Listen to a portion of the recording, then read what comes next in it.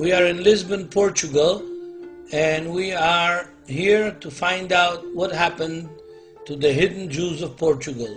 These are Jews that were forced to convert by the Catholic Church and suffered from the Inquisition. We are here, Marcelo Guimarães from Brazil, Joseph Shulam from Jerusalem, Victor Esconial from Jerusalem, and Abilio from Paris. He's a Portuguese living in Paris right now. We are going to try to find out what's happening with these Jews that were forced to convert and have lost their identity on top of the surface, but kept it in secret, in the basements. מי שברך את אבותינו אברהם, יצחק ויעקב יברך את האנוסים ואת הקורבנות, שיברך אותם ואת ילדיהם ואת אילן היוחסין שלהם עד היום הזה, להביא ברכה ואמונה לדור החדש של פורטוגל. מי שברך על פונסדה אנה,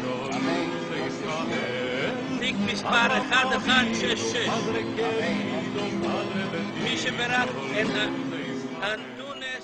We are now reading the names of 25 Jews that were burned on the same day right here in the Plaza of Rossio in Lisbon. They were burned because they kept some Jewish custom and they did some Jewish holiday. That's their names. And we are reading them and praying for each one and blessing them in memory. Amen. I want you to pay attention how many of those people were the same family. There are 3 or 4 families here in which they lost 2, mother and father, sometimes mother and daughter, sometimes sons, sometimes 2 sisters. They killed whole families. They wiped out whole families over here. For what? Because they had different opinion on something that the Catholic Church dictated. Folks, we are living the 21st century. We've got to get cured, and we've got to stop the prejudice. We've got to stop the discrimination on basis of ideas. We've got to consider what people do, and how they live their life, and how they raise their children, and how they contribute to the community. This is where the gospel meets the road. This is where we are, going to be an example and a blessing and disciples of Yeshua in such a way that we can change the world, folks. Amen. We can change the world. Amen. We've got to start now.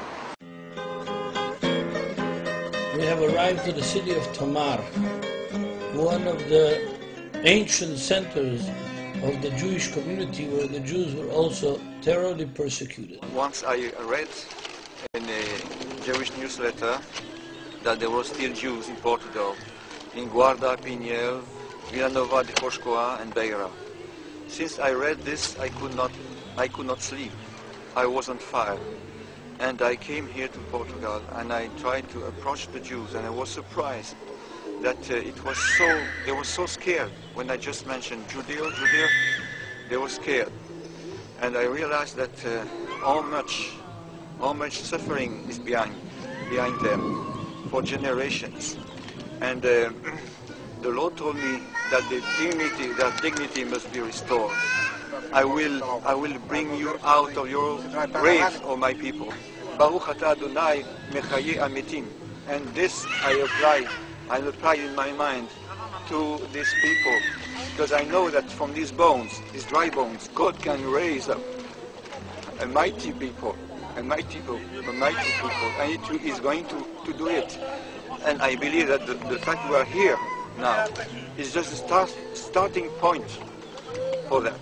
And we will blow the shofar in every places where the Jews have been living, because we believe in the redemption, the Geulah. We believe that God is going to raise up His people and to challenge the world with this. agora vocês irão comigo conhecer a antiga sinagoga de Tomar, uma das mais antigas de Portugal. E vocês vão ver lá ainda como é vivo o judaísmo. Walking through the old Juderia, the street of the Jews, toward the synagogue that has been laid silent for more than 500 years, and only recently a few Jewish people who are reclaiming their Jewish identity and heritage have rebuilt and restored the synagogue. We're going inside to pray. I grew up in Jerusalem, near Jerusalem, a suburb of Jerusalem. And the reason we came here is this. We want to tell the state of Israel to accept the Marano Jews back home. You must take care of it that well. It's not Maran. Maran is Spanish. It's pejorative. He speaks. That's right. In Portuguese is not Maran, but Maran. And Campo Miro. Okay. Mareai. Just to the eye. Yes. כל הכבוד. עכשיו אנחנו נגיד פה תפילות מהסידור בשביל שבת.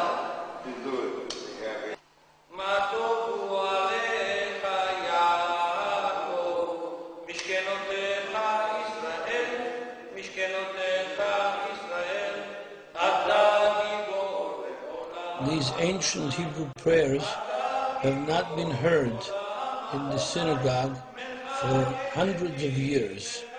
And now here we are, Jews that believe that Yeshua is the Messiah, praying in this ancient synagogue in the Hebrew language.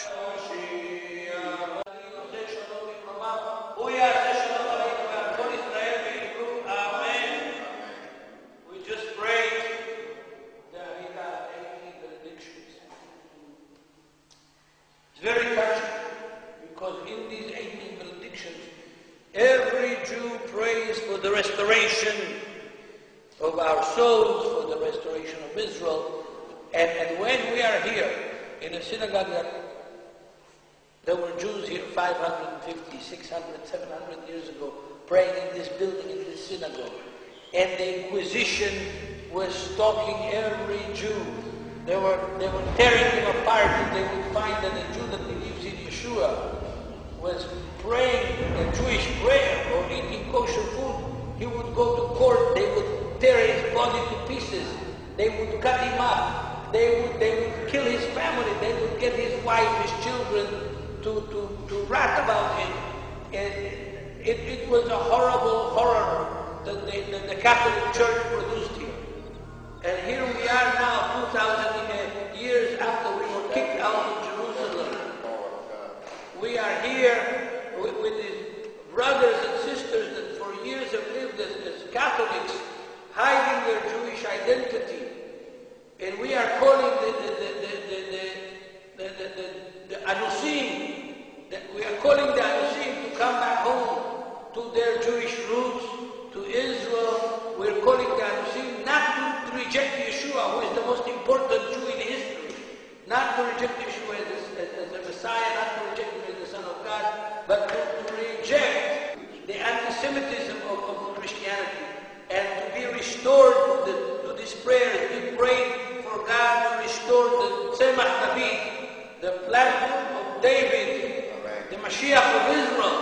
We want to believe, not to reject the Mashiach of Israel, not to reject the Mashiach of the world, but to reject the Christianity that is anti-Semitic and that has produced such a scar in the Jewish soul, in the Jewish heart, such a scar, such a deep sorrow that is preventing the Jewish people from accepting their own Messiah, preventing